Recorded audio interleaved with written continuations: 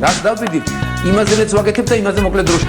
შეიძლება მართლაც ევროპაც გავავოცოთ. Поздравляю весь личный состав. კარგი მანევრია ძალიან. დიაპოვნებაში გადაცემდა. ვაშა გადაცემა მოგესალმებათ სპეციალური გამოშვებით. სანამ დავიწყებთ, ჭკუას იზამ თუ მოიწონებთ ჩემ პოდკასტს ნებისმიერ პლატფორმაზე, YouTube-ზე, Facebook-ზე, Instagram-სა და TikTok-ზე. მით უმეტეს რომ დღეს ოპოზიცია უნდა ვლანძღო, პროჭორვილელებზე მეტად. PSB ბორის ივანაშვილის ხელით ეტაპობრივად მიყვება გეგმას. 13 წლის თავზე უკვე დადგა მომენტი, როცა საქართველოს უარი უნდა ათქმევინოს ევროპულ პერსპექტივაზე, ყველანაირზე. 2022 წლის დასაწყისიდან დღემდე საქართველოს გადაიტანა ურთულესი ბრძოლა ომის თავიდან ასაცილებლად და მშვიდობის შესანარჩუნებლად. ყველა ასეთ გადაწყვეტილებას გლობალური ომის პარტია იღებს, რომელიც ნატოზეც და ევროკავშირზეც გადამწყვეტი გავლენით სარგებლობს და რომლისთვისაც საქართველოსაც და უკრაინასაც მხოლოდ საზარბაზნე ხორცის ფასი აქვს. საქართველოს მიმართ გლობალური ომის პარტიის აგრესიის მთავარი მიზეზი ისაა, რომ დიდი ძალისხმევის მიუხედავად საქართველოს მეორე ფრონტად ვერ აქცია, რასაც ხელისუფლებაში აგენტურის დაბრუნების პირობებში ძალიან მარტივად მიაღწევდა. იყო მიმართული მხოლოდ ერთი მიზნით, რომ რაიმენაირად საქართველოში გახსნილიყო მეორე ფრონტი. PSB-ს ეს გეგმა მართლა კარგად აქვს მოფიქრებული. ევროინტეგრაციის სანაცვლოდ აბსოლუტურად გენიალურ კომბინაციას გვთავაზობს. თქვენ ქართველები უარს ამბობთ ევროკავშირსა და ნატოზე, საჯაროდ მიხვდით მებოდიშს, რომ მე და ხოცეთ გაგაუპატიურეთ სახლებიდან გამოვყარეთ და მიწაწაგართვით. სამაგიეროდ მე იმ 22%-ს ვიმყოფინებ, რაც 92 წლიდან დღემდე წაგლიჯეთ, მივიმატე და მივიბურდერიზაციე და ახალ ომს არ ვიწყებ. ჯერჯერობით. თანაც არც მე ამცალია ახლა თქვენთვის იმხელა ომი მაქვს უკრაინაში წამოწყებული, იქიდან არ ვიცი როგორ გამოვწვრი. ხოცის მთელი პროპაგანდა ახლა ამაზეა აწყობილი. ბაბაიას თუ დაუძახებ, აღარ გავახსენდები და აღარ შემჭამსო. არადა, ამდენი საუკუნეა პოლიტიკური კავშირი გვაქვს ამ ქვეყანასთან და ყველა საუკუნიდან ერთადერთი გამოცდილება მოყვება, ღალატი და აგრესია. ზოოფილი და პედოფილი გიორგი რუსი დაწყებული. პრობლემა მხოლოდ პროჭორვილელი არაა, ვინც ნერგავს PSB-ს, ვიმეორებ ძალიან ჭკვიანურ თეზისებს, მესიჯებს. პრობლემაა ოპოზიციაც, რომელიც პირდაპირ ვიტყვი და აქვს უფლება ეწყინოს ახლა იტკიცოს ყველანაირად გაურბის ამ თემის განხილვას.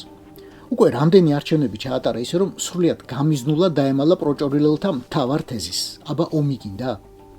რატომ დაემალა? მოდი ეგეც პირდაპირ ვთქვათ.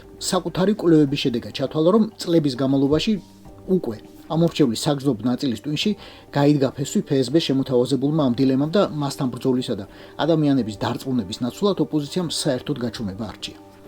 ვითომ თემა არ არსებობს. ვითომ ომით არავინ არავის აშინებს, ვითომ გარშემო არ დადის 10,000 ტვინ გამორეცხილი ადამიანი ხმის უფლებით. ვინც მზადაა საკუთარი სულმოკლეობა სტრატეგიული პოლიტიკით ახსნას. მე იარაღიც რომ ავიღო, მაგას ვერ მოვერევი და ჯობია გავჩუმდე, თორემ მართლა აიღებენ თბილისს. და რა ვქნა, ცხინვალი თუ აიღო, სოხუმი და გაგრა თუ აიღო, ფეხბურთი თუ ითამაშე ჩემ ბიძაშვილის თავით, მაგას შევეგუები როგორმე. დიახ, ასე ფიქრი ასეთებისთვის კომფორტულია. სინდისის კენჯდანს ნაკლებად გრძნობ, რომ ქვეყანას შენი არსებობით ვერაფერს მატებ და სიმღერა ხმალიავლესოთ, მხოლოდ მეხუთე ჭიქის მერე გიხსნის საღერღელს. ოპოზიციამ არ ეძება საჭირო სიტყვები და ფორმულა რა ეპასუხა PSB-სთვის, რომელიც ერთნაირს ლაპარაკობდა ბორია ივანაშვილის, თეა წულუკიანის, დოდოშკა ხურცილავასა თუ უბნელი ვიღაც მეტადონშიკი ბაბულიკების პირით. აბა ომი გინდათ?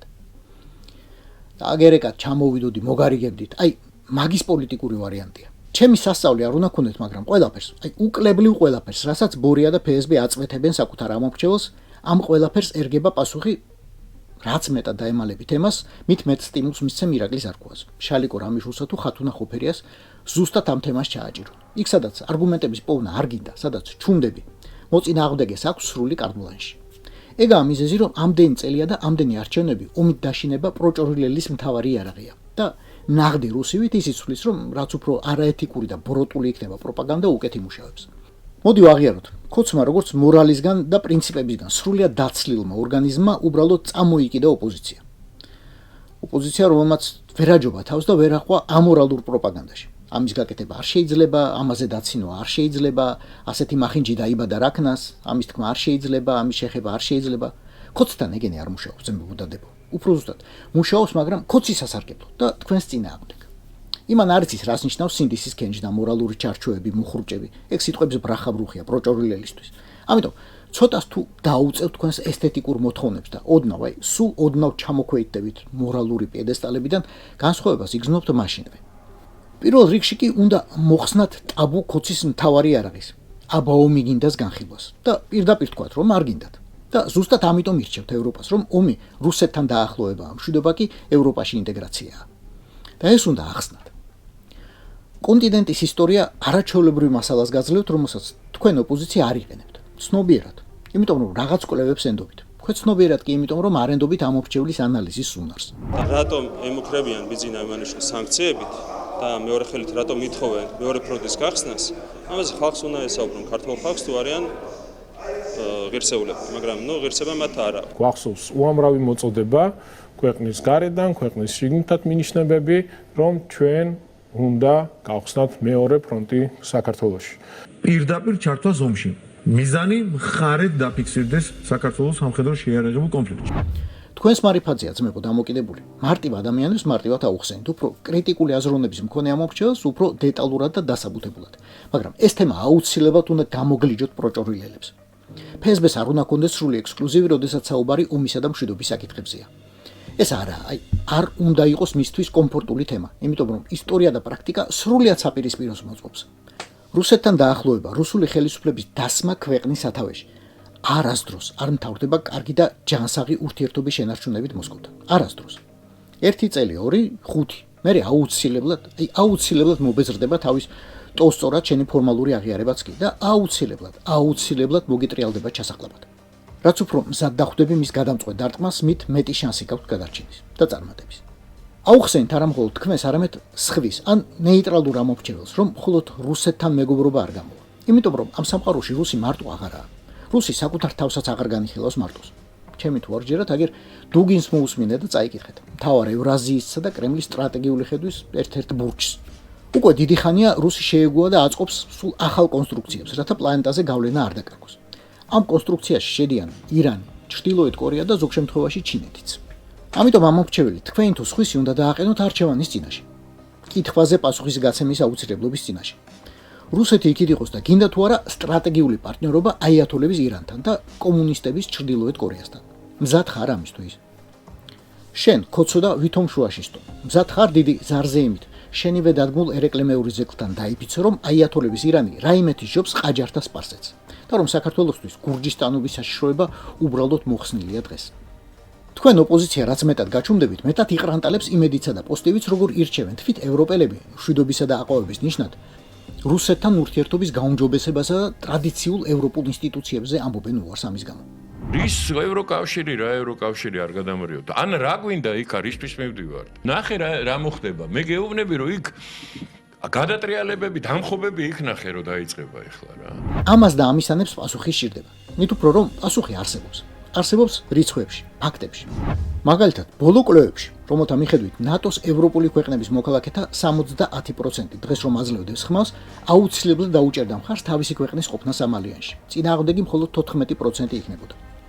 ყველაზე მეტად ნატოს წევრობა მოსწონ თურმე პოლონელებსა და ალბანელებს, ყველაზე ნაკლებად სლოვენიელებს. თუმცა მომხრეთა რიცხვი ნახევარს იქაც კარგა მაგრად აჭარბებს. ააყოლეთ და ჩააყოლეთ რუკაზე თვალი ქვეყნებს, რომლებიც რუსეთთან უფრო ახლოს არიან. ალიანსის წევრობის სურვილის მაჩვენებელი იქ უფრო მაღალია. ამ ქვეყნებს აქვთ იგივე გამოცდილება, რაც ჩვენ. ოღონდ ქვიშაში თავის ჩაყოფასა და ქვიშის ზემოთ გამოსაჩენ ადგილას დაუცველი ტანის დატოვების ტაქტიკას არ მიმართავენ. კვლევებს თუ არ ენდობით იკვლიეთ თავად. რას აკეთებენ ქვეყნები, როდესაც აშკარად დგებიან რუსეთთან ურთიერთობის გამწვავების პერსპექტივის წინაშე? ისინი ერთიანდებიან ფორმალურ თუ არაფორმალურ ალიანსებში. კითხებთ ფინელებს, კითხეთ შვედებს, რამდენი ხანი დაჭირდათ გადაწყვეტილებების მისაღებად, რომ შესულიყვნენ ნატოში და რატომ ქნეს ეს?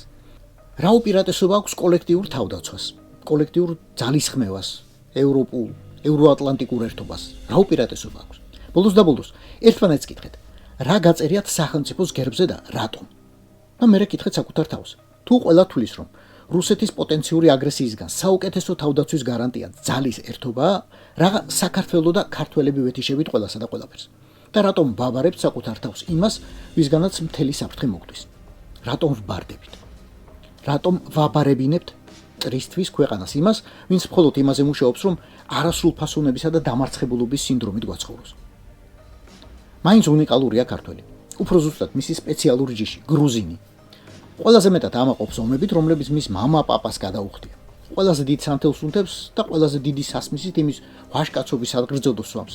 არადა, ყველაზე მეტად ეშინია თვითონ არ მოუწიოს არათუ ბრძოლა, არათუ საკუთარი სახლის, საკუთარი ოჯახის, შვილების დაცვა, არამედ ჯარში სამსახურიც კი. და რატომღაც გონია რომ ოდინდელი, გუშინდელი თუ დღევანდელი მკვლელისთვის ბოდიშის მოხდით, მას რაიმეს გადააფიქრებინებს, რამეზე ააღებინებს ხელს.